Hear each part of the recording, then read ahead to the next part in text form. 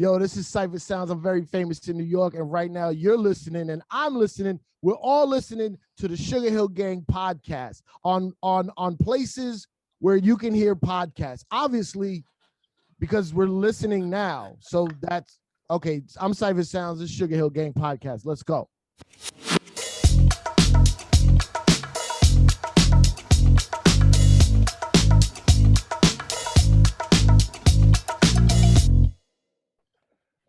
What's up, everybody? This is the Sugarhill Gang podcast, and I'm your host, the Master G, and I'm joined by my brothers. What's up, T Dynasty? What's happening, baby? Cipha! Yeah! All right. And my man, Hen Dog. What's up, Hen? What's up, baby? Celebrating Black History Month. Oh, is that today? Is that today? I gotta keep... Folks, today I got to keep a straight face, and I'm working on this, but it's going to be very difficult because we are joined by my man himself, the dude. Hey, put your hands together, y'all. Show your love for Cipha Sounds, man. Just give it up for Cipha Sounds, y'all. What up, Cipha? This has been, first of all, 2020 has been the wildest year ever. And I know we're in 2021 technically, but I still count this as the extended version of 2020. And absolutely, it's been a wild year, a lot of lows, but to be on this show right now with you guys, man, is an honor, and this is a high for me, man. Maybe 2021 is looking good. I don't know. We're starting it off good, Cipha. So here's the deal, man. You know, and I know you, we know you, the world knows you, but to our fans, you know, we got fans as 80-year-old fans as well as 8-year-old fans. You know what I mean? So tell us a little bit about yourself, man. Let the world know you, man. Give us the full. Yeah, so I got a slogan. I'm very famous in New York. I like to say that because it's fun to say, but it's very much not true. So I'm from the Bronx. I'm from the Bronx, New York City. I started off as a hip hop DJ. I used to tour with Lil' Kim back in the late 90s. Then I got my internship at Hot 97, and that's where I spent most of my career. That's where I made my name. I was at Hot 97 for 17 years. When I tell you, from every possible position, from intern to Funkmaster Flex to eventually getting the morning show and every fill-in in between.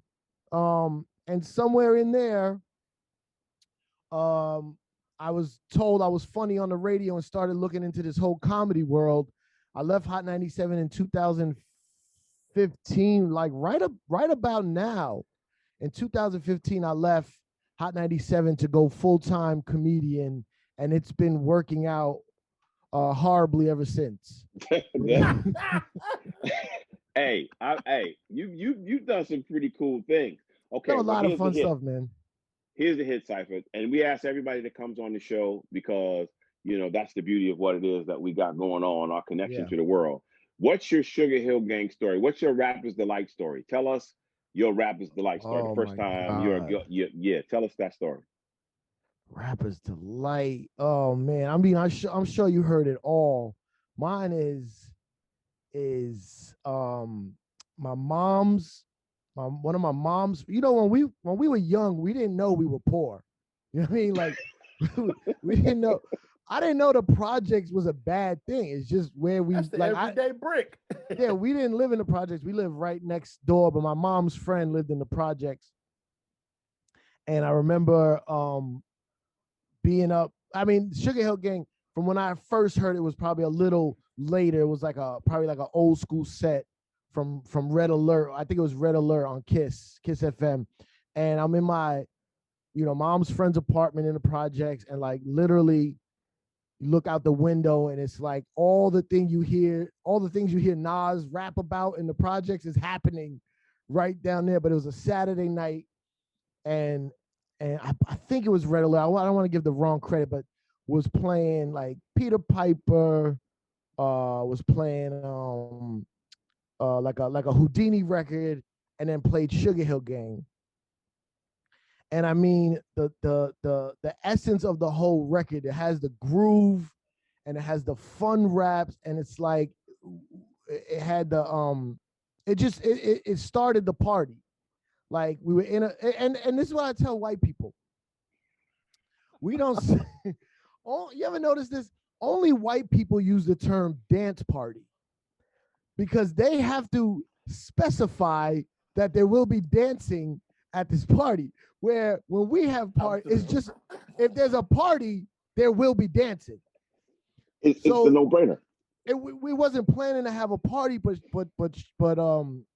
Rappers Delight came on, and like you were joking around, you have fans that are 80 and 8.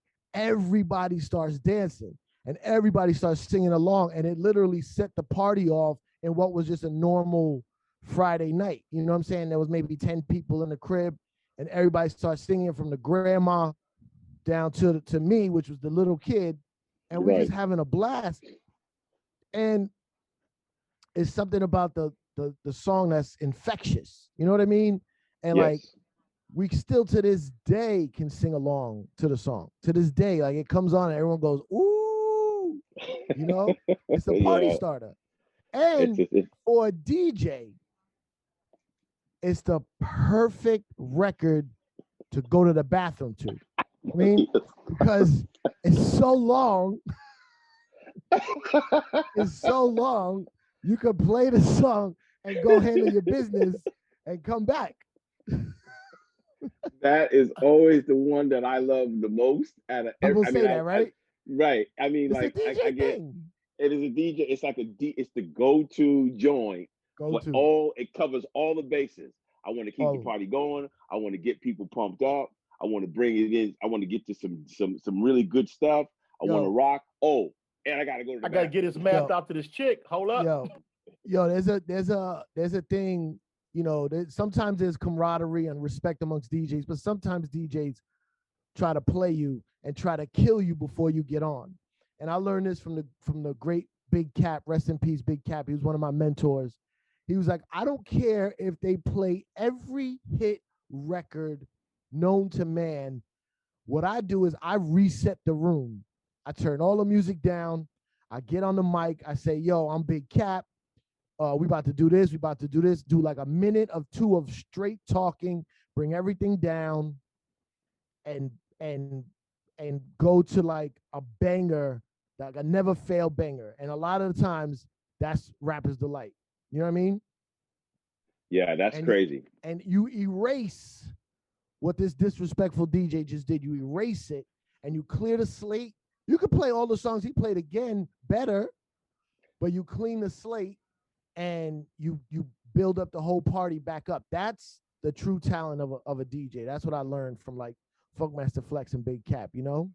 Yeah. I was going to ask you that. I mean, Flex, of course, is, you know, legendary in the world of what was that experience, man? How did that go down? Oh man. At first, not good. See, Flex. I used to open up at the Tunnel nightclub on Sundays. That was like a famous New York hip hop night. And Flex got the job on Hot 97 where he started doing 7 to 10, being just a radio personality. So he needed help. So I was the opener at the Tunnel. He said, hey, you want to come intern at the station, help me out?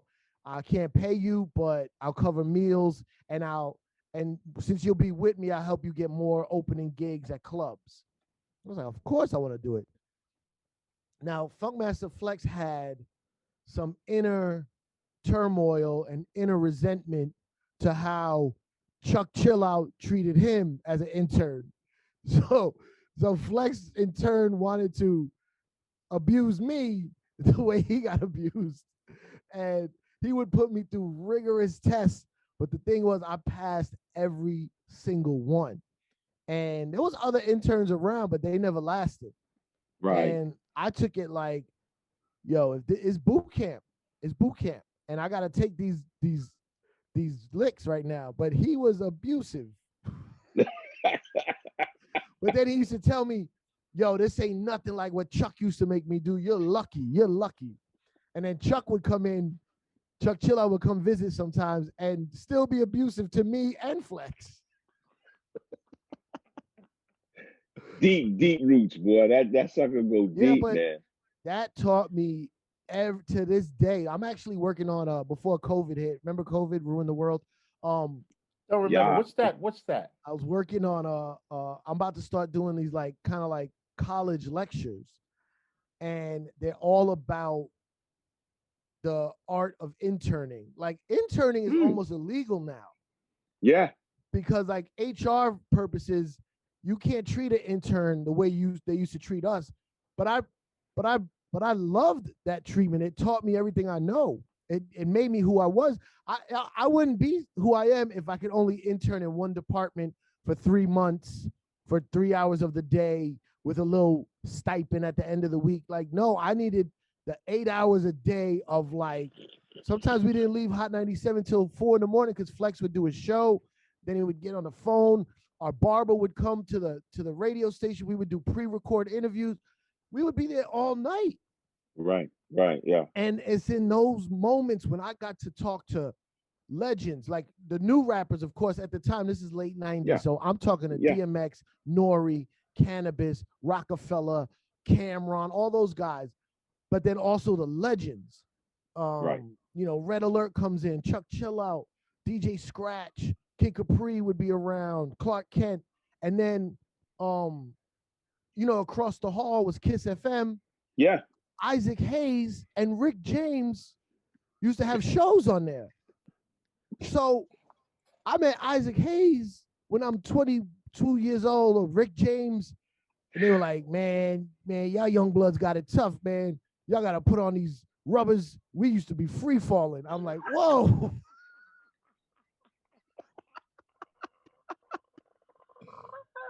But I wouldn't be able to do that in today's you know, workplace with like, oh, the intern can be there for 3 months and then they go to marketing and then they see how promotion is. And it's like, nah, I want to be in the trenches. So I want to teach the beauty of what I call just getting in the room.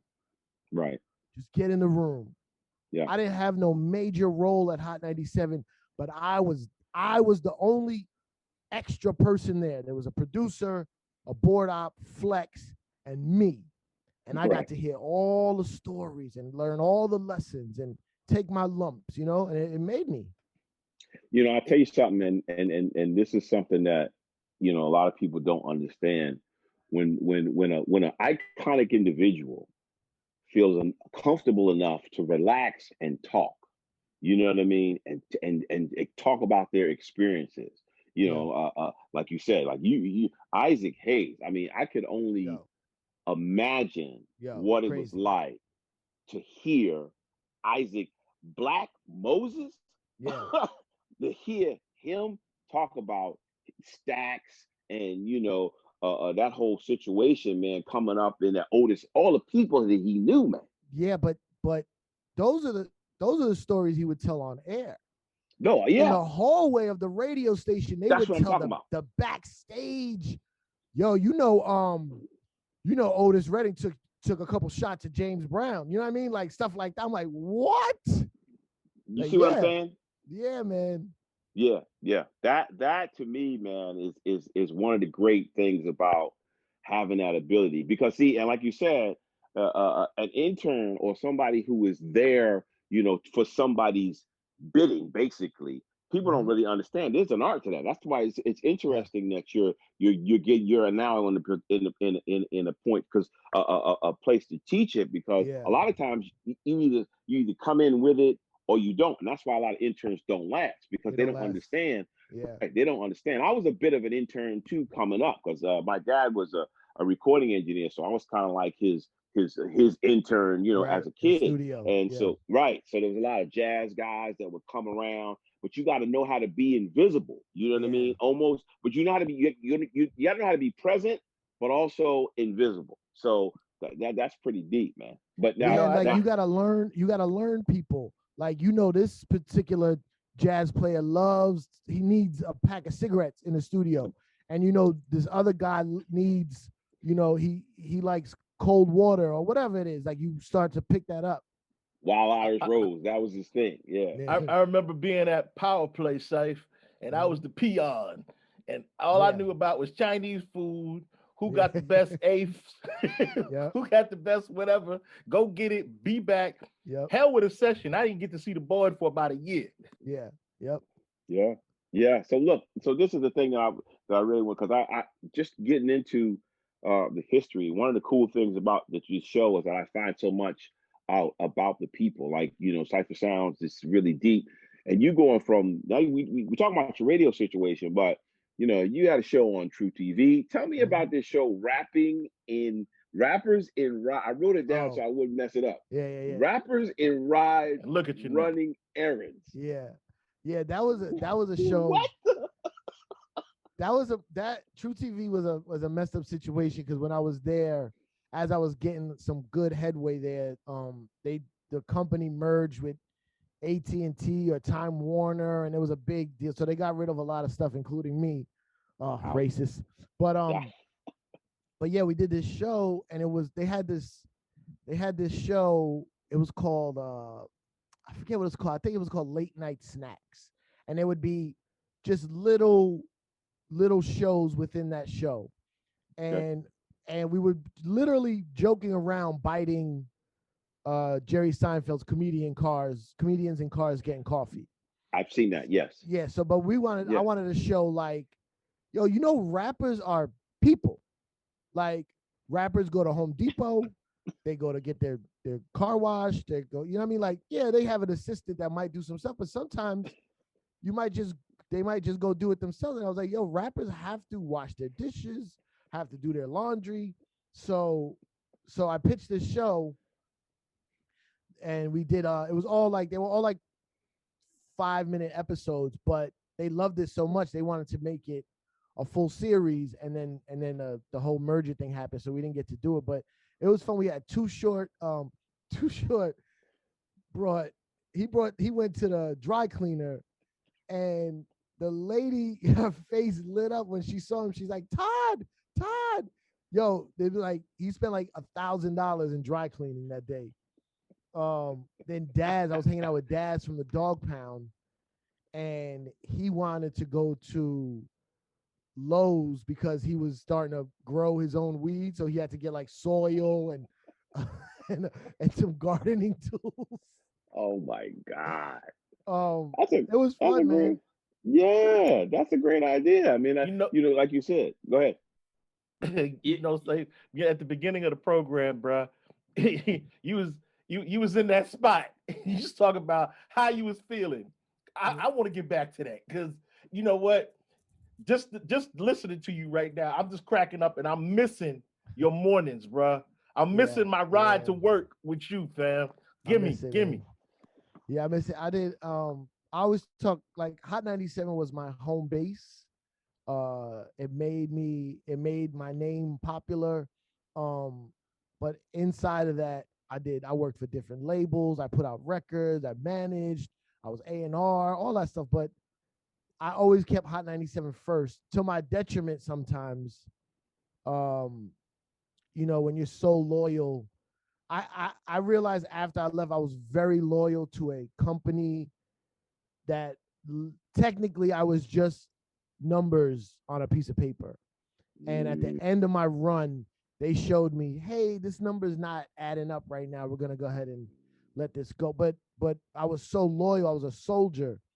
And I got to the morning show. And the first year, they had Big Boy from LA syndicated. And then we did like this pre-morning show, because Ebro, in his genius mind, was like, no offense, we love Big Boy. He's not going to work in New York. So let me start training my next morning show early, so that when it doesn't work, we don't have to scramble. Right. So we got me and Rosenberg. We're doing a show from 4 to 6, I think it was. Yeah, because I had to be to work by. I used to be going off as I'm going in. Yeah. It was torture. But then eventually the Big Boy thing didn't really work out the way they wanted, and then we got moved up, and it was like a time. I don't even know if the show would work now. The show was a Black, a Puerto Rican, and a Jew. And then that's what was funny, yo. That was what it was. The billboard, the views. The billboard was a Black, a Puerto Rican, and a Jew walking to a radio station. ... Oh my God! And the point was to show the multicultural element of New York City and how all of us live together, but we might have certain little different views on things. Right. And you know, so it's me, a Puerto Rican, but I'm Puerto Rican, but I don't speak Spanish. Like I'm New Yorican. Like I don't feel ties to Puerto Rico, my roots. Like I'm 5%er. Like, so I'm Puerto Rican, but I got all black knowledge. And right. and I listen, I could break it down how Puerto Ricans are Africans, you know what I'm saying? Or most of them. And then and they don't tell us that, since it's Black History Month, they don't tell us that because they don't want us to all come together. You know what I mean? They want us to have that divide. You know what I'm saying? Because as long as we're fighting each other, they could go and do whatever they want, which rule the world. So anyway, then we had a black girl, and then we had Rosenberg, who was a Jewish kid, but you know, he was the white guy. And then we'd have other guests on the show. And man, the stuff we talked about, I think now would make what I call woke whiteys cringe. You know the woke whiteys? Oh, talk about it. What's the woke? Come on, go ahead. The woke whiteys, you know, yeah, I'm gonna ask the white people that whitey? The white people that mean well, they mean well. They're woke. I'm listening. I hear you now. What are you trying to say? I hear you. I understand. And I'm like, we've been telling you this forever, lady. But the woke whiteys, when you say, like, it's really weird. Like these white, and I have nothing against white people. I have nothing against nobody. I'm just telling how it is. There's now these young white girls that live in what used to be the hood. I used to have to drive Big Cap home after the Palladium. I used to have to drop him off on Franklin and Nostrand in Brooklyn. It was not a sexy vibe on Franklin and Nostrand. I would drop him off, lock my doors, and get on the highway. And now I know all these people that are from Minnesota and Kansas, and they're like, oh my God, I live on Franklin and Nostrand. There's a beautiful a gluten-free unicycle shop right on the corner, and it's lovely. But then they cringe when we say certain things that is what we're used to saying. You know what I mean? Like, I know there's different terms. I say black. Some people say African American. The reason why I don't like African American is because this podcast is way too deep. I'm sorry. Nah, go ahead. No, you good. I got my shovel outside. Let's go. Go ahead. The reason why I don't like African American, because some white people use that term to replace the word black. And a Jamaican is not an African American. A Trinidadian is not an African American. They might be, if you want to use the term African -blank, they would be an African Trinidadian or African Jamaican, or a black guy that comes from London. Right. He's not African. Idris Elba is not African American. Nope. He was just dropped off for sugar or spice or liquor somewhere earlier. That's all. Yeah, exactly. So when I say, you know, black people this, black people that, like, well, excuse me, sir, the term is African American. I'm like, no, he's Jamaican. So black would be a universal term if he's black, because there are white Jamaicans too. So and then also, like, you know, the N-word is always a touchy subject. And I say the N-word on a regular basis in a hip hop slang sense, where I don't even realize I'm saying it, where white people will cringe. Like, I do stand-up comedy and I have an N-word joke, and white people will take a step back, like, can you say that? So I have a joke. The part of my joke is, I'm gonna say, tell a joke. Like, I don't even realize, like, you know, the politically correct way to say it is N-word, but I use the word in my normal everyday vernacular. I might even say something crazy like, yo, that nigga said the N-word. That don't make sense at all. But to me, it's not the same thing. Right. So, And this white girl asked me the other day, a friend of mine, she's a white woke whitey. She goes, yeah, I love that. She goes, I know in New York, Puerto Ricans can say it, but do you ever get, does anyone ever out of town treat you a different way when you say that? And I go, no, because my essence is pure. Like you could hear the hip hop in me. I could go to any hood, anywhere, and you know I'm authentic. You know what I mean? Yeah. And if I ever did get in trouble, maybe there's an ignorant dude that's like, yo, you Mexicans can't say that. Like, yeah, Mexicans can't say it. You get out of here, Mexicans. Well, Puerto Ricans, we Caribbean. I'll start breaking down African diaspora, and slaves were dropped off in the Caribbean first. The Caribbean was the hub. And okay, so our slave owners were white people from Spain, and your slave owners were white people from England, so it makes us different. You know what I mean? My grandfather is a black man, or was, rest in peace, a black man. Like not, I don't know. Yeah, you call him Puerto Rican because that's where he was born and he speaks Spanish, but he was a black person. You know what I mean? Yeah. Dark skin.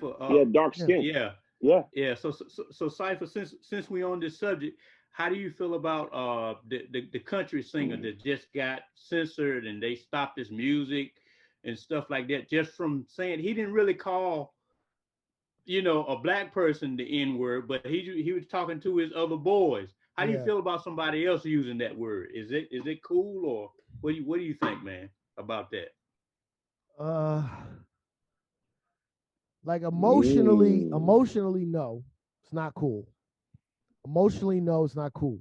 Logically, it's just a word. So when I don't know this whole story, but I'm assuming it might have been said in a hateful way. Was it said in a hateful way? No, but basically, looked like they had been hanging out. I saw it on TMZ. They had been hanging out for the night. They had been drinking, of course. And his friends dropped him off. And as he was walking into his crib, he turned around and he said, yo, my niggas, y'all take care, blah, blah, blah, blah, blah. And somebody just happened to be filming and said, oh, yeah, he used the N-word, blah, blah, blah, blah, blah. You know what I'm saying? So it's crazy, man. I mean. That one is rough because was he saying it as a joke? Do they call each other? Like, it's not right, but should he lose his career? No.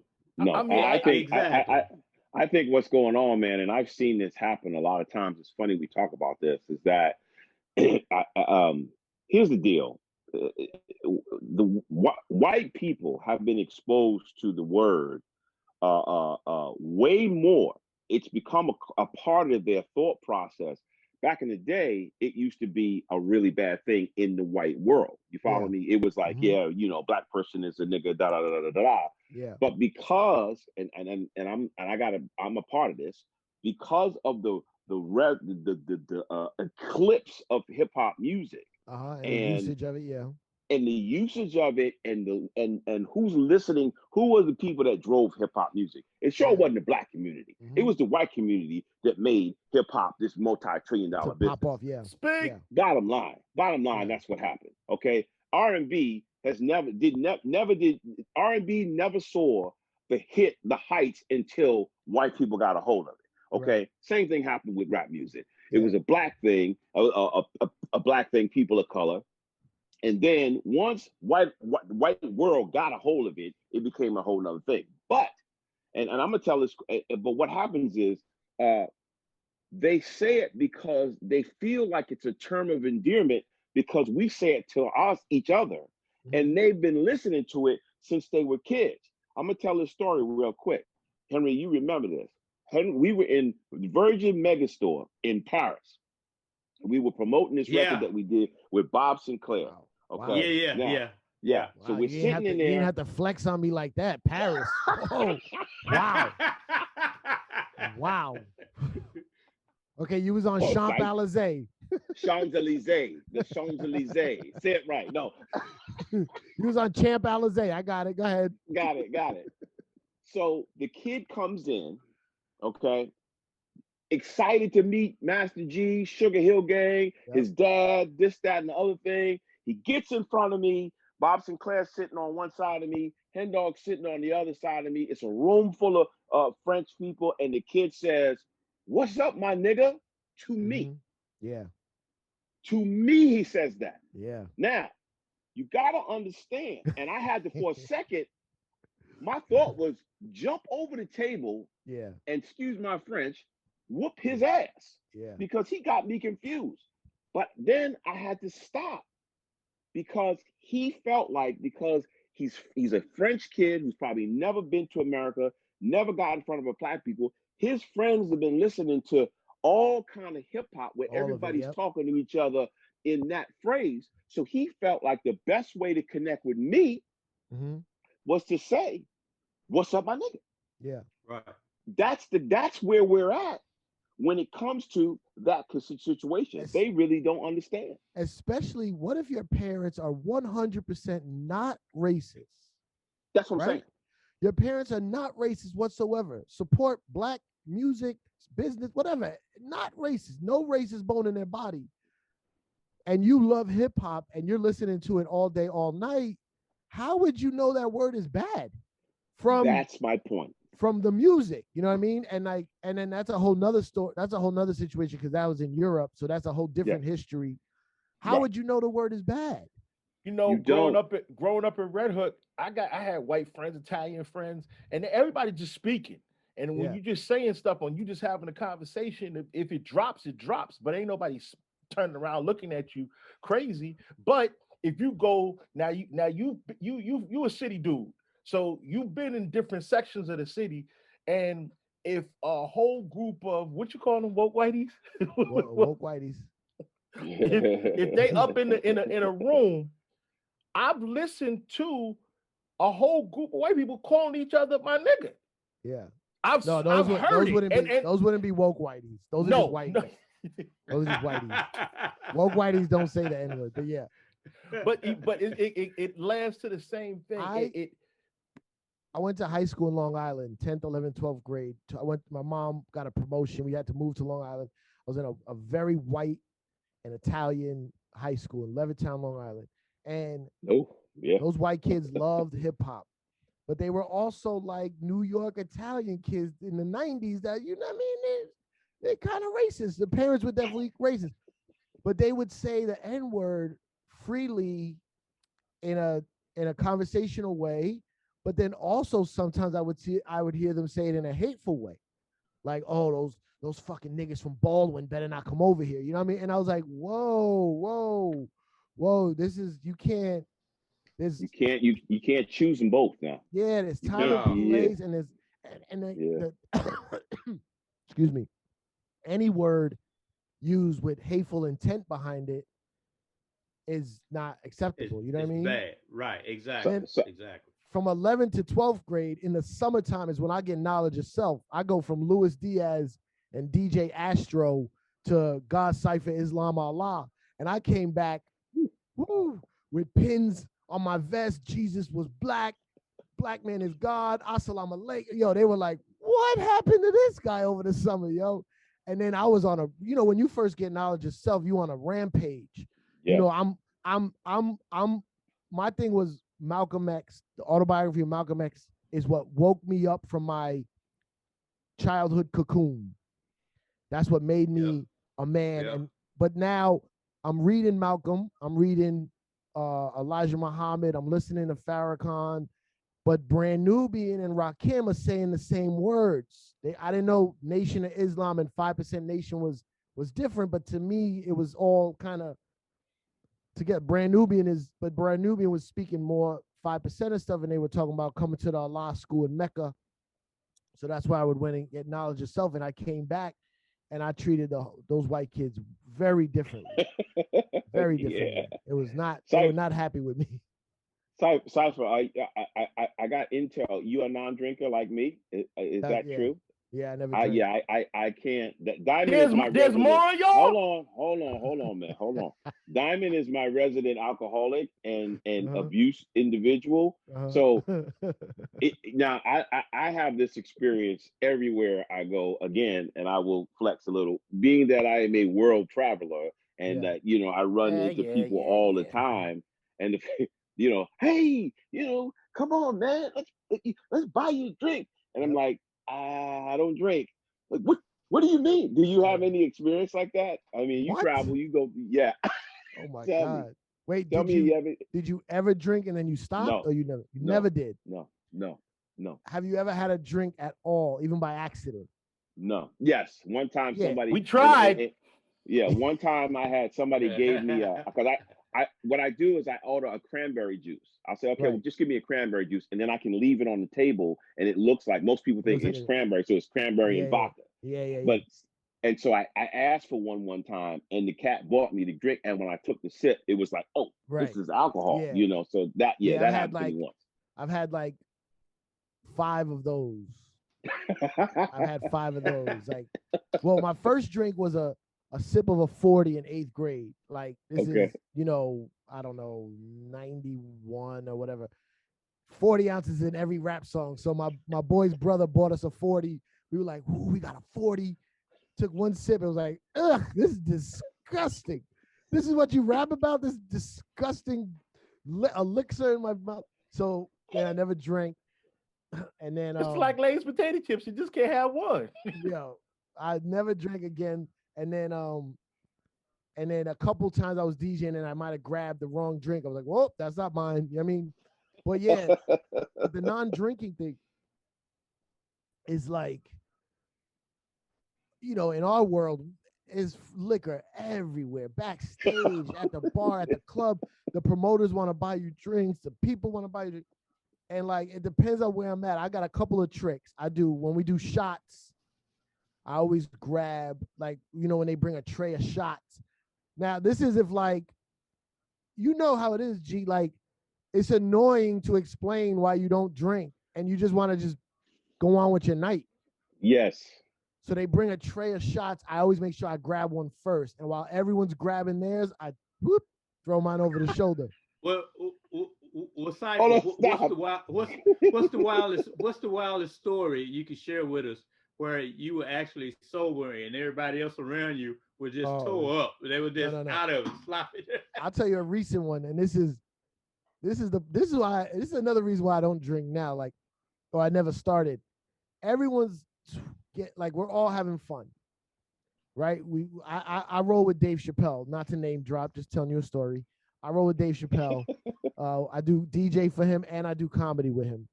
And we was in Denver. And we go to this bar, it closes at 2. Dave is like, come on, keep it open for us. Keep it open. We're there till like 4 or 5 o'clock.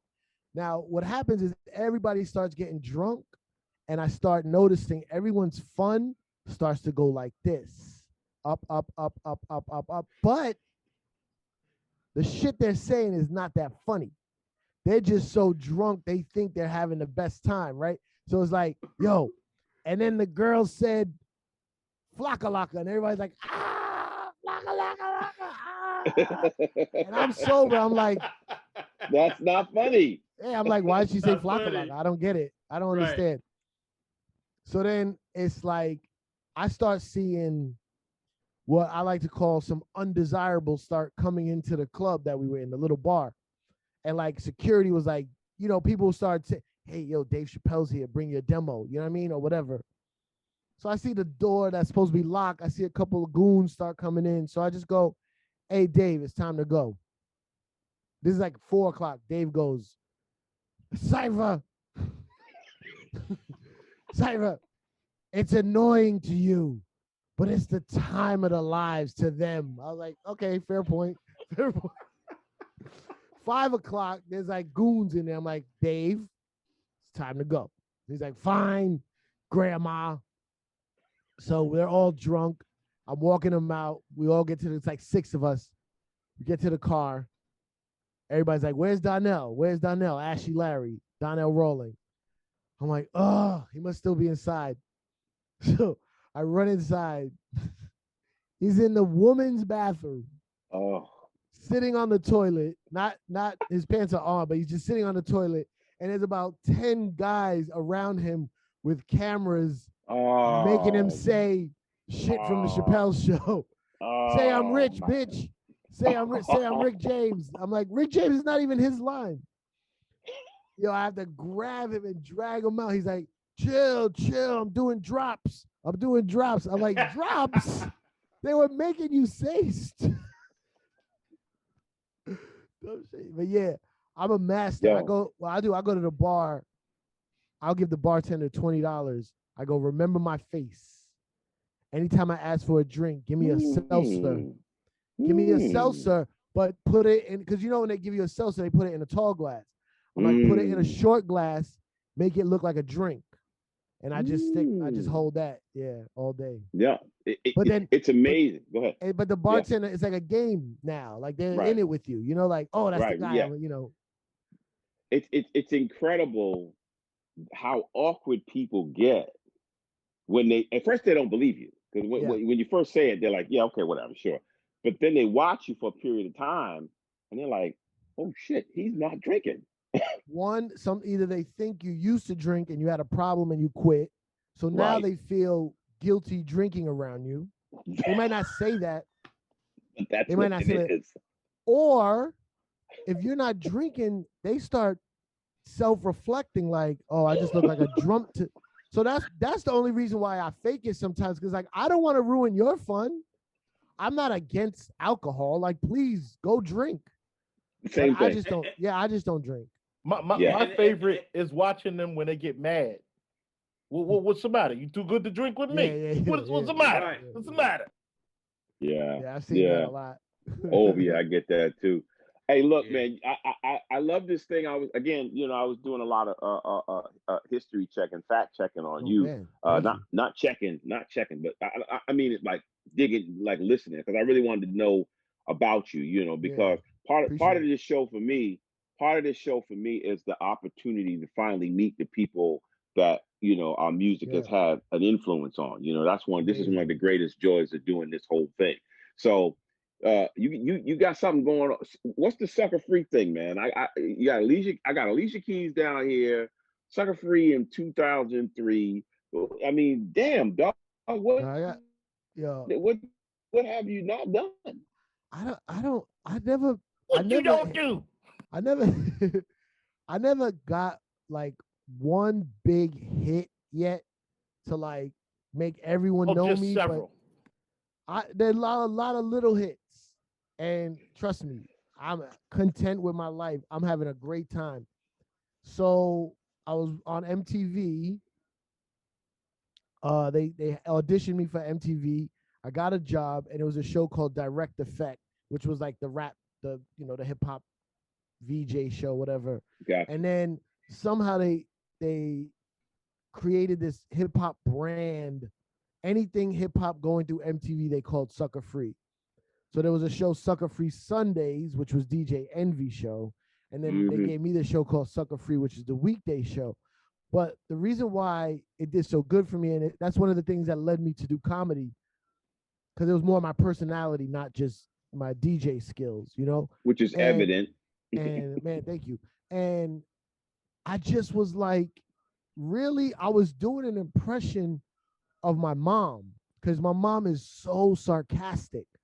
So I was treating it like when I told my mom I was a DJ, she was like, what, you do weddings? Like, she didn't get it. She was like, oh, when I came home at 17, I was like, I'm telling a Puerto Rican mother, I was like, yo, I don't eat pork anymore. I'm 5%er. She's like, oh, really? So, okay. So you just not going to eat tonight, huh? So you just not going to eat. I'm like, Mom, you have to feed me. She goes, pork chops is for dinner. I did my job. If you choose not to eat it. So when guests used to come on the Sucker Free, I never, it was always respectful. And a lot of them already knew me from radio. But I wasn't doing the typical, so when's your single coming out? You know what I mean? Like, I was like kind of poking them. And people used to love it. People used to be like, yo, I can't believe you talk to Nas like that. And Nas was like, he knew how I was. I met him many times, and he knew how I was on the radio. So from that, they got me to like sometimes fill in or co-host on TRL, which was like, the big pop flagship show. Yeah.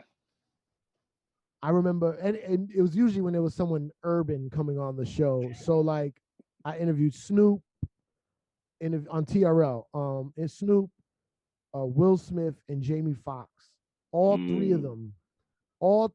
Like, this is like a big deal to me. Like, all three of them in one way or another, I'm interviewing them and talking to them, and they were like, "Yo, you funny, bro." Like Will Smith said, "Yo, do you do stand up?" And I'm like, "Nah, I just do this." He was like, "Yo, you should do stand up. You should look into that." Yeah, and that's already when Dave told me years ago to do, because I was on the Chappell show too. And Dave told me, he's like, "Yo, you funny." We used to do warm-ups together, get the crowd warmed up. He was like, "Yo, you should do stand-up." So all that led to like, but Will Smith and Jamie Foxx, like, that's crazy. So Cipha, I have a question for you.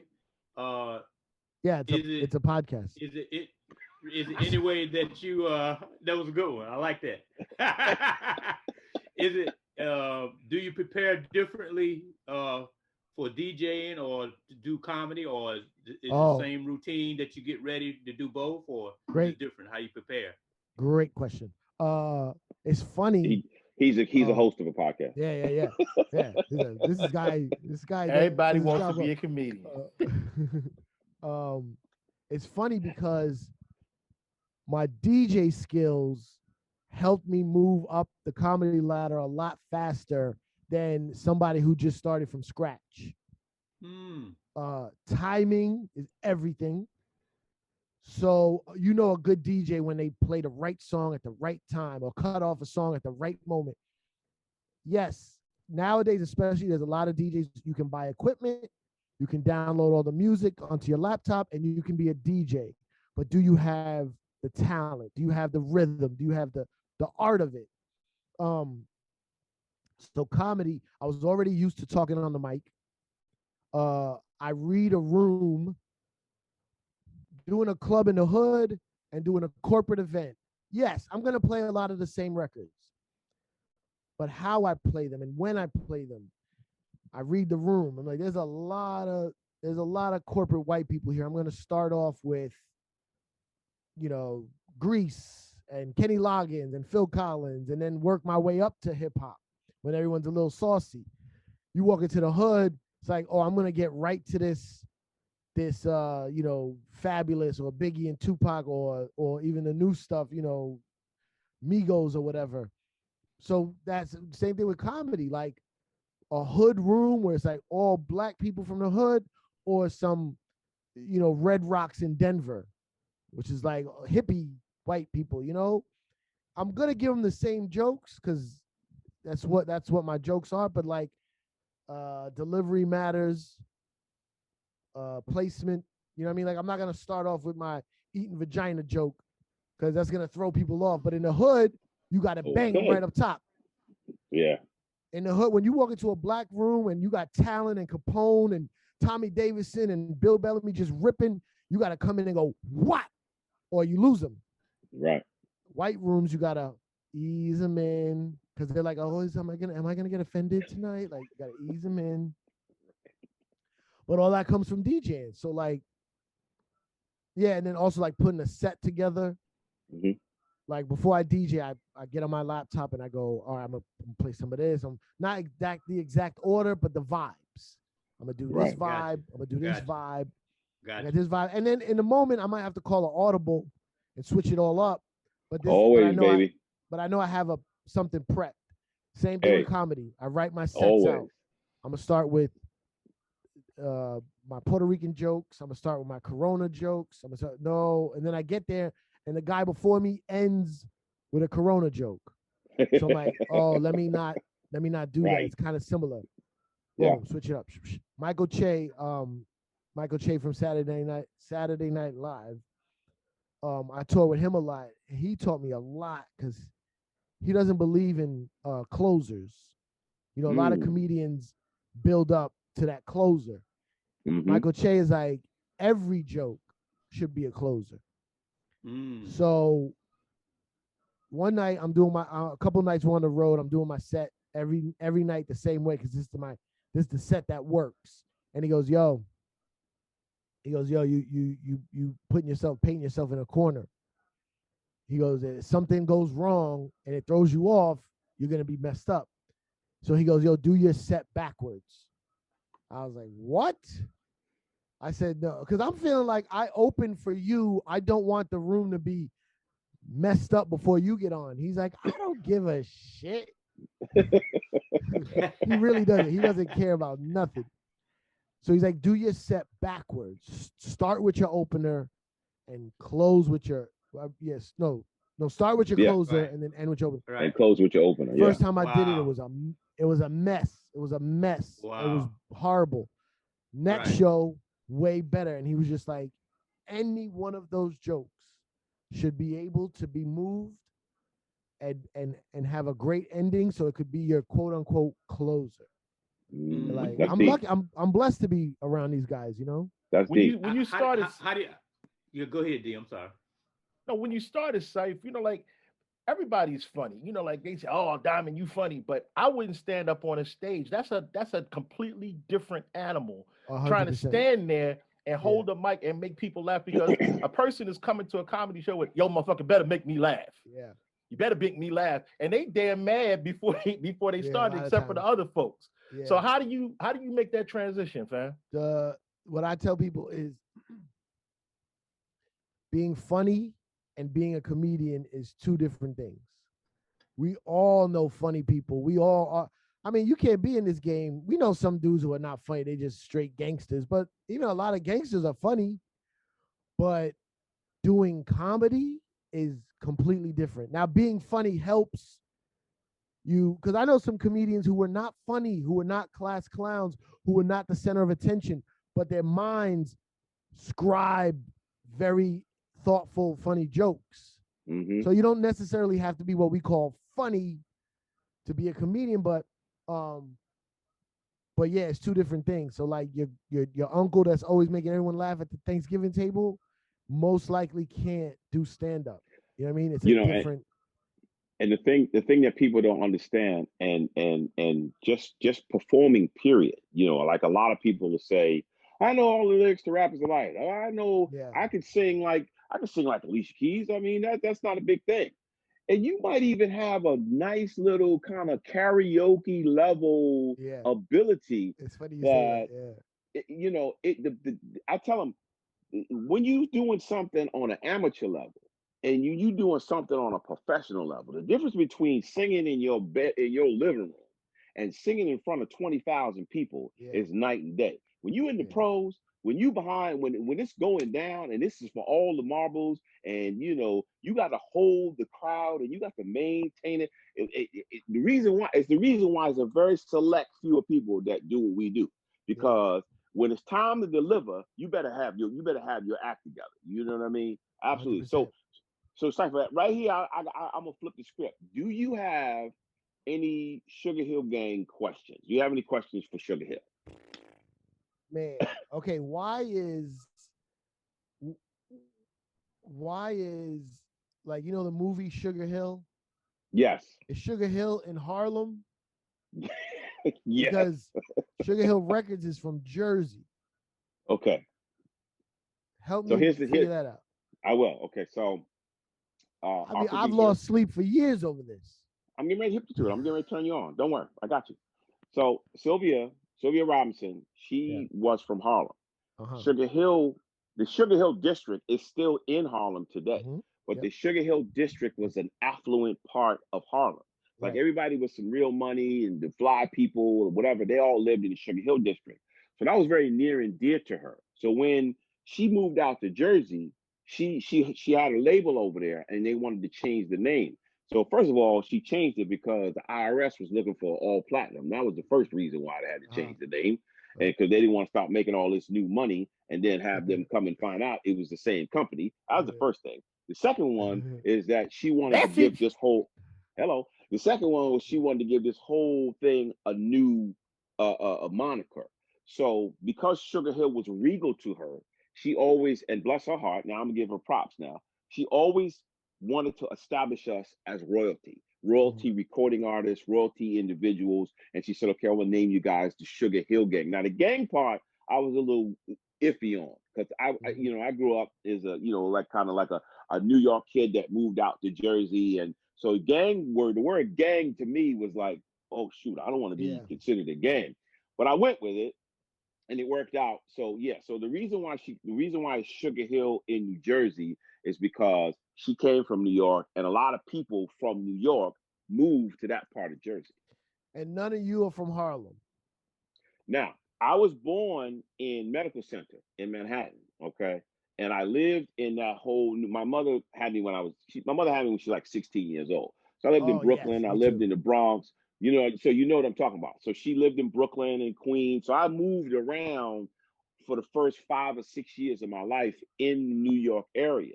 When my mother met my stepdad in 68, you know what happens back in the day, like you said. Now, when you live in Harlem or you're in like Brooklyn or whatever, you go to Jersey. So Harlem, everything from Brooklyn back to, Manhattan, the people made a little money, they moved out to Jersey.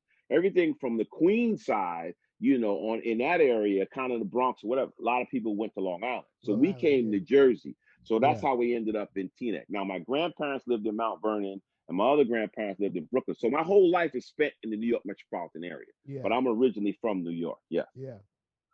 So, and Hank is from the Bronx. Hank lived in the Bronx. He's from the Bronx. He lived in the Bronx. And the only person that wasn't really from our area was Mike. But he was born in Newark, but then he moved out and then he came back. So yeah. Mm-hmm. Yeah. Mm-hmm. Okay. Weird, so right? Now, no, that's a typical New York movement around, but it's just Sugar Hill is always like I always wondered why. I mean, that's basically what I figured, but it's better when you say it. What about like back then, way back when you guys were just little young bucks rhyming over Chic? I remember when I first heard Chic Good Times, I was like, yo, they stole Sugar Hill Gang. Because I heard it after, you know what I mean? Right. Wow. Yeah. I'm sure a lot of people think that. Oh, yeah. Well, now it's different because now we know about samples and you can look stuff up on the internet real easily. But I remember I was like, why is somebody singing over the Rapper's Delight? So back then there was no blueprint. There was no blueprint like the way we have now. Like, how were you? What were you doing to come up with routines to make it hip hop when there was no hip hop? What made it hip hop? Like, what was your inspiration? That's a good question, Cipha. Like, because you were doing the routines on stage. Yeah. Well, where were you getting that from? I was getting it from Michael Jackson. I was getting it from the Commodores. I was getting it from Earth, Wind, and Fire. I was getting it from Rufus and Chaka Khan, the Ohio Players. So my whole background, jazz, a lot of jazz artists, my whole background was funk and jazz. And Mike's was the same thing. And then Hank was just kind of in there. So, and then Sylvia was an R&B producer. So everything that we did, and then here's the other thing, we had the great opportunity of not having to go by what was out there. You see, being the first, you're the trendsetter. You're the one. So anything that we did was hip hop. You know what I mean? Because the world was getting their dose of our music from us. So we did what we saw. My whole thing was, one of the things I did was Elvis was like, I was blown away by how much, the women loved Elvis. So my whole thing was like, I was the Black Elvis. That was my whole thought process. When I came out on stage, I wore the costumes and everything, and I moved. I even tried to move. You re-stole Black culture from Elvis. Quickly. He stole it and you restole Ring it. The bell. And I took it back. Yes, absolutely. Absolutely. So yeah. So that's always the thing that's cool about being the beginning, There you can set the tone. Right. You're the first of your kind, so that's the whole thing. Anything we did, any steps we did on stage, any lyrics, any songs, anything that we did was the beginning of hip hop, because we're the beginning of commercial hip hop. Right. So now I'm listening to stories from Red Alert, from Bugsy, Bugsy. Yes. Yes. I'm listening, like, this is all years and years of just compiling stories, and Bugsy and who else used to be a Hot 97? I mean, not Kiss FM. What's my man name? Bob Slade. Yeah. Yeah. Rest in peace. I think he does. Yeah, Bob Slade. Yeah, he's gone. Yeah. And Tume used to have a show on Tunes. That's so crazy. like, from what I hear or what I heard, Black radio wasn't 100% supportive in the beginning of Rappers Delight. No. How did that feel? You know, we knew that. I knew that it was completely before its time. I knew what we were doing was unheard of. I knew that, you know, it was a street thing. You know, I didn't think that Rappers Delight was going to be as successful as it became. Right. I thought it was just going to be a thing that would play on a few stations in New York, and it would be popular in the New York metropolitan area. Yeah. No, New York metropolitan, Connecticut, New York metropolitan, Connecticut, New Jersey, and New York. I thought it was going to be popular kind of on a street level here and there on a few radio stations. So, you know, because of the fact that it wasn't an accepted form of music, right? They weren't messing with it. And the only reason why radio stations finally had no choice was because it was a station called WKTU 92 WKTU. Yep. KTU was the first station to go on Rappers Delight, which is it was an upstart. Which is a dance station. And it was a dance station. That's right. Right. But it was an upstart station. Right. It was an upstart station. BLS was the juggernaut at that time. Yeah. Frankie Crocker. Yep. Frankie Crocker. Yep. Yeah. Rest in peace, Frankie Crocker. And so KTU ended up blowing BLS off the map because they were the only place that you could go to hear Rappers Delight. Wow. And officially and eventually, it's just like anything else. BLS had no choice. You had no choice. Yeah. That in order to even, they. So the people from BLS thought, like, they probably felt weird, like, oh, they stole Chic Good Times, and like they're just talking street stuff on there. No, Frankie Crocker wasn't into it. He Frankie Crocker was the man at BLS. Of course. I mean, he called all the shots. He called up anything that went down on BLS. Frankie Crocker would call those shots. And Frankie Crocker actually was a personal friend of my family's. And so he was actually what I was aspiring to be before I started making records. I wanted to be Frankie Crocker. Well, the next Frankie people Crocker. that owned, at that time, the people that owned BLS were like, didn't they also own the Apollo? Mm-hmm. Something like that. I forget which family. I forgot the name of the family, but yeah. It was so really Frankie Crocker just didn't like it. He didn't want no parts of it. No. So he refused to play it. He didn't, you know, Frankie was a traditional music person, you know, there I go. He was into, you know, that traditional Nat King Cole and all of that, you know, traditional soul music and et cetera. And then all the music moving forward. So this rap thing to him was like, I'm not messing with that, you know, and Frankie was so fly and he was classy and the whole 9 yards. And he saw that as like, as G-rated as Rappers Delight is, he saw that as some triple X rated straight hood. Yeah, black, it was like hood. Yeah, you know, right. And so he refused to deal with it until he had no choice. Was he okay? So Rappers Delight was the first record to be played to blow up and basically create what we now call hip hop, as far as like singles and radio and all that stuff. But hip hop was going on before that in the clubs. Live tapes, routines, you know, park jams, all that stuff. So did those guys, Frankie Crocker and all those powers that be, did they know about all that street stuff going on? No, they had no clue. They didn't even know. No. They didn't even know it existed. Radio's first experience with rap music and rappers was Michael Wright, Guy O'Brien, and Henry Jackson. That was their first experience, period. That made them be like, well, where did this even come from? Right. And then they started delving into it. And now, if you were a person in New York and you were a young individual and you hung out in Harlem and you hung out in the Bronx or you whatever, then yes, you knew about Herc and you knew about the block parties and you knew about those things. But what you listened to on the streets and what you listened to on the radio was two different worlds. Right. And you know, and who was on the radio controlling it and who was in the streets controlling it, that was two different worlds. The streets didn't even think that rap music was ever going to get. It's not even a radio thing. Yeah. No, it wasn't a radio thing. It was a street thing. It was a black thing. It was a Puerto Rican thing. It was our thing, you know, and that's what was going on.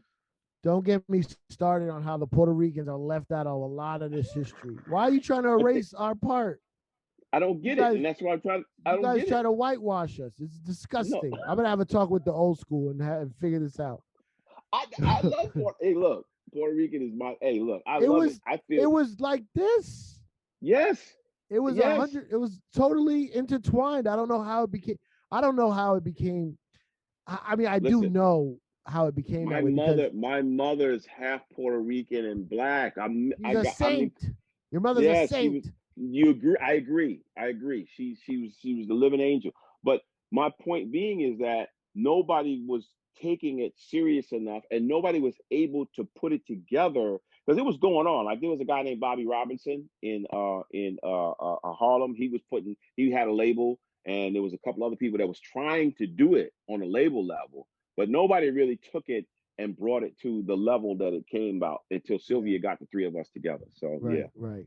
I think more importantly, Cipha, is that was just like he said. It was the street. Street stayed in the street, stayed in the parks. It's not that they didn't know about it. It was that nobody wanted no parts of it. They didn't think it would ever work. And then to actually watch it commercially take off, you had to catch up. So you make Rappers Delight. The only way it's distributed is vinyl? Yes. Was there anything else back then? 8-tracks. Was it on 8-track? Is there a Sugarhill on 8-track? There are. I mean, a Rappers Delight on 8-track. There is an 8-track. So it was vinyl, 8-track, and then it was just transitioning into cassette. Right. During what that about time. Was there 45s made back then? 12-inch. That was the 12-inch. No 45. There was no 45. No 7-inch dynamic 45. Yeah. It's the that's the new trend right now.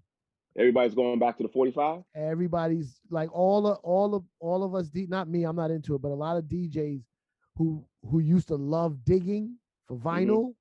Mm-hmm. The new thing now is to search for 45s because there was a lot of 45s that came out that had different versions, or sometimes they weren't even on the album. They were like these exclusive things. So like that's like a big thing in the DJ world right now is these hunters of 45s.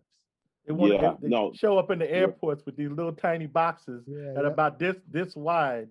You know, it beats the hell out of carrying that much damn vinyl, but ain't nothing like a little USB key and call it a week. Yeah. Yeah, no, it was again, like I said, it was the 12-inch, the 33 and a third 12-inch, and then there are some 8-tracks of some Sugarhill music that are out there, but then it was the quick transition to the cassette though.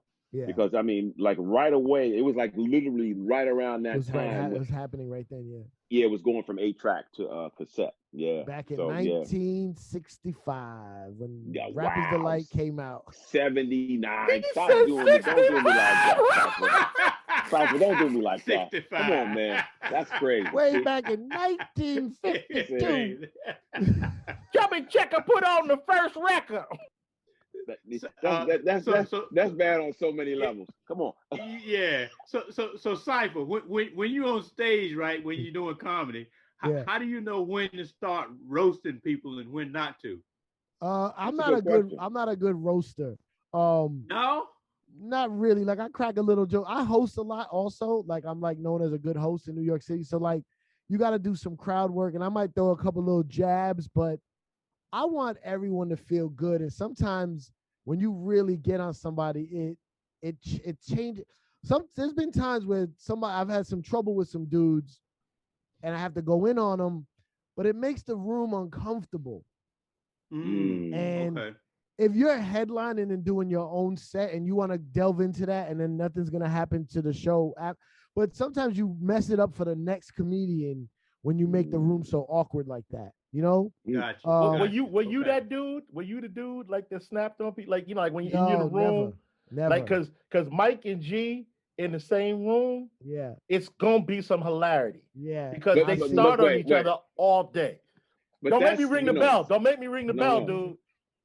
But that's between me and somebody that I've known since I was 17 years old. You know what I mean? I mean, we got something going on between us, you know, that's just like, Michael's my closest, he's the closest human being to me, you know, on the planet Earth, next to my wife and kids, you know what I mean? And so, you know, Mike and I, we got to get that out. You know, I can say things about him that nobody else can say about him. Right. And the and same you know thing the you can things, say. That's true. That's and true. I got, he knows where my bones are That's buried. why I it's know where funnier. his bones are buried. Nah, Anyway. I never, when I was a kid, and I was known when they start snapping, I would just disappear, yo. I could not take it. I couldn't take it. I'm not a snapper either. Yo, no, I was out. No. I was out. There's some guys I know, man, they get on that stage and they could tear through somebody, but like I got a couple little jabs. Once it starts, like there's a comedian named Keith Robinson. He is old school. He put Kevin Hart on. He put a bunch of people on. If he's sorry, some pop-up came up. Okay. Keith Robinson, when I walk into the Comedy Cellar, that's the club where we mostly work at before stupid Corona. If he's sitting at the table, you gotta put on your mental armor. And one night I walked into the club, and I got a little style, yo. And a lot of these comedians, especially the ones I be around, around a lot of white comedians. The Comedy Cellar is more of like a mainstream club. We got like mainstream and urban. That's like how we divide. I'm trying to bring it all together, but that's the divide in comedy. So I got I still got my Cipha Sounds hip hop swag, and a lot of these comedians dress like horrendously. They're bums. But I walk in, I got some white jeans on, and down the side of the white jeans is a checkered, black and white checkered stripe, like a racing thing. Yo, they lit into me for 4 hours straight. What? I was hosting the show, so they would lighten into me. I'd go on stage. I hear them still laughing in the background. I get off stage. I go back to them. They're like, come here, come here, come here. They light into me 4 hours straight. So I went on Instagram and I I burned the jeans, and I put the jeans in a barrel and I burned. I burned it. That's crazy. It was too much abuse. I couldn't take it. Yo. And I try to throw it back. Look at your jacket. Look at your shirt. They were like, nah.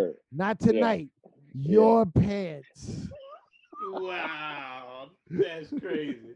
That's crazy. Cipha, man. You got something? You got something? Yes. Cipha, you were one of the first men to ever do podcasting. Did you ever think it would get this far? And if so, what kind of advice can you offer to us? I'm glad you brought this up, because me and Rosenberg had this podcast called Juan Ep. It used to be called Juan Epstein. Shorter version is Juan Ep. We relaunched it recently. Now it's called Juan Ep is Dead. It's like De La Soul is dead, but Juan Ep is dead. Now, here's how I can relate to you guys and the forefathers of hip hop. We started something that is now a major form of revenue and income. And I'm going to say we get almost jack shit out of it. Okay? We didn't miss the boat. The boat wasn't even built when we were doing our podcast. Right. And now there's all these hip hop podcasts. We had the first hip hop podcast ever. Now I listen to Joe Budden, Nori, Elliot, what's his name? Elliot Wilson, Rap Radar. All these guys have hip hop podcasts, and they like Jesus and Miro. They're like, oh, the Godfathers, Cipha Sounds and Rosenberg, they started this. They did everything. They were the forefront pioneers. I'm like, hey, throw me a bone over here. You can get a little check or something, please. You got hundreds of thousands of sponsorship money coming in. Can you give me an honorarium or something?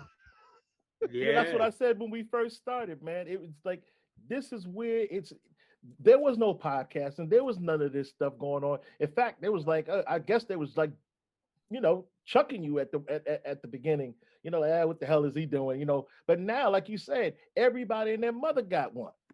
Yeah. Well, I mean, hell, look at it. We doing one now because of that. Nah, but this is amazing. See what you started, doing, man. See what you started. Yeah, I'm sorry.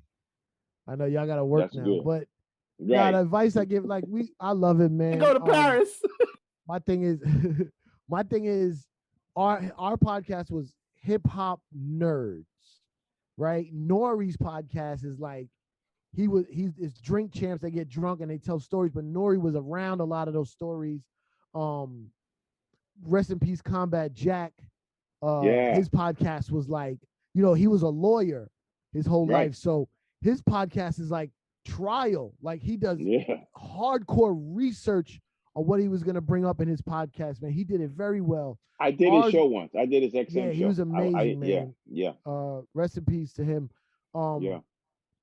Actually, Combat Jack's son, I think his name is Reggie. I think he's Reggie Jr. But he's running for office in Brooklyn next year.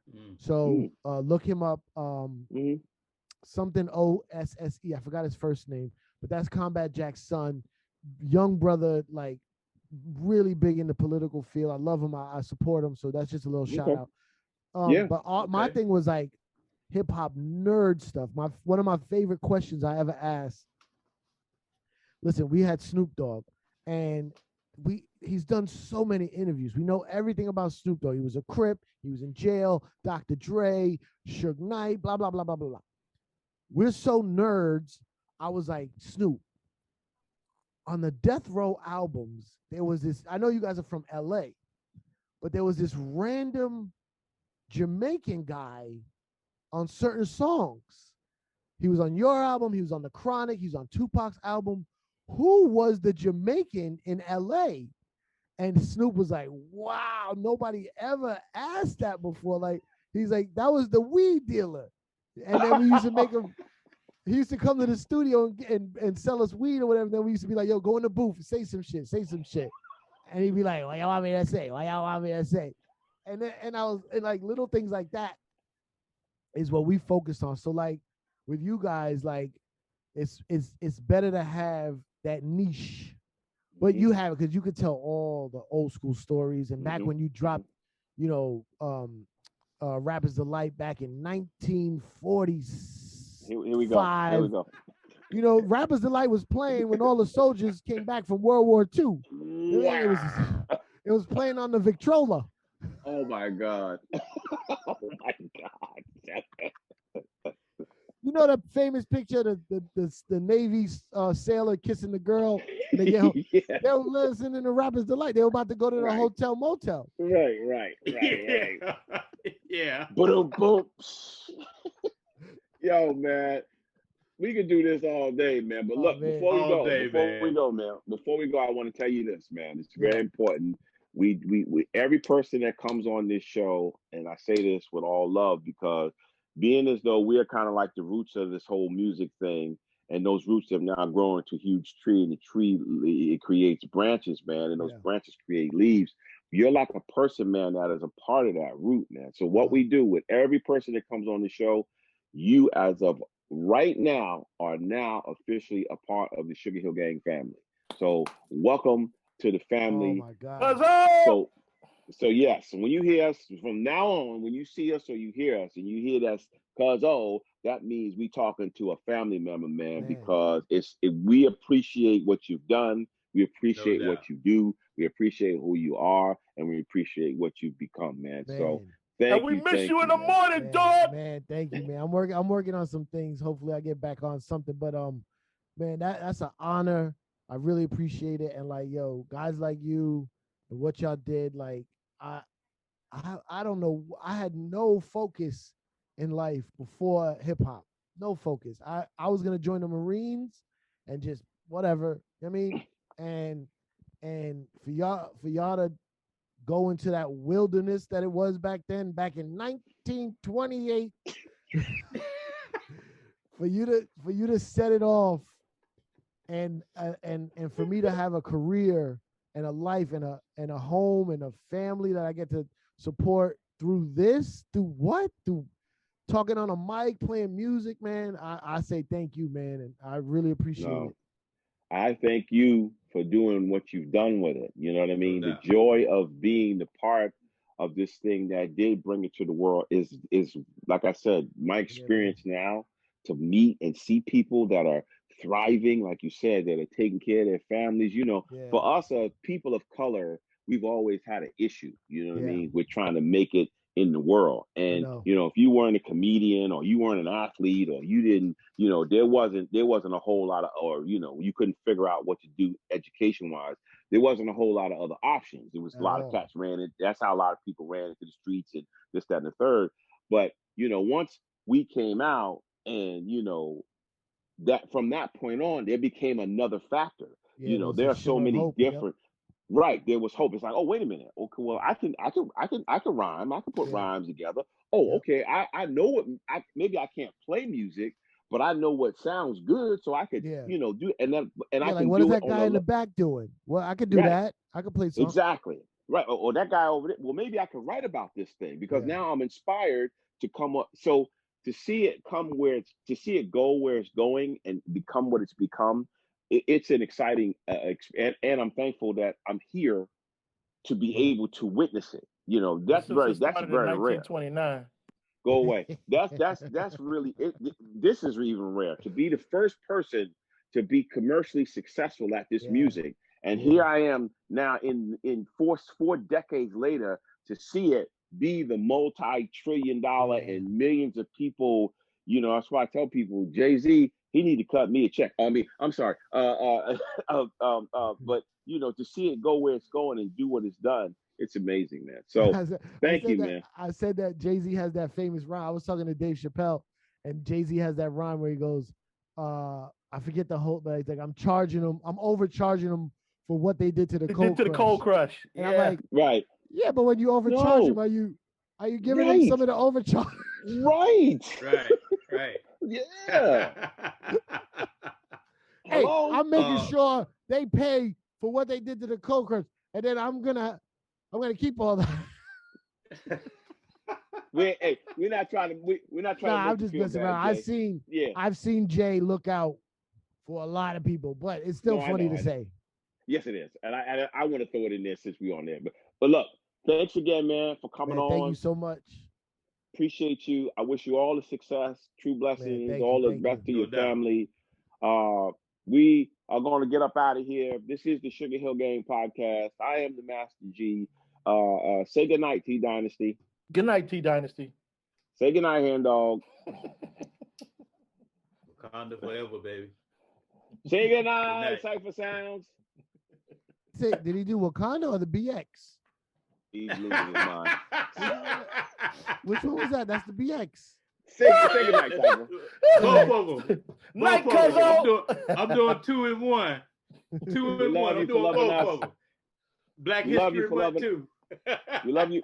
We love you for loving us. This is the Sugar Hill Gang podcast. I'm your host, the Master G. Thank you, y'all. Peace. And we are Peace.